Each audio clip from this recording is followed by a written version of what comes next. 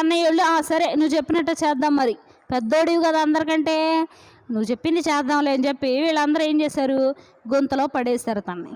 ఈ రూబేను ఈలోపు పక్కకి వెళ్ళాడు కొంచెం.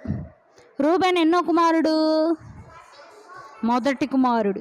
పక్కకి వెళ్ళాడు. ఈలోపు వచ్చి మళ్ళీ గొంతులో చూస్తే యోసేపు లేడు. తనకు టెన్షన్ వచ్చింది.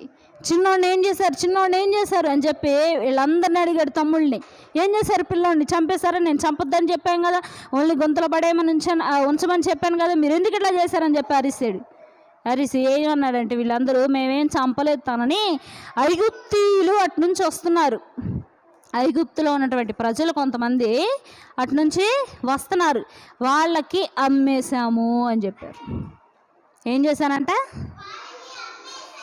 ఎవరిని అమ్మేశారు, యోసేపుని వాళ్ళకి అమ్మేశాము.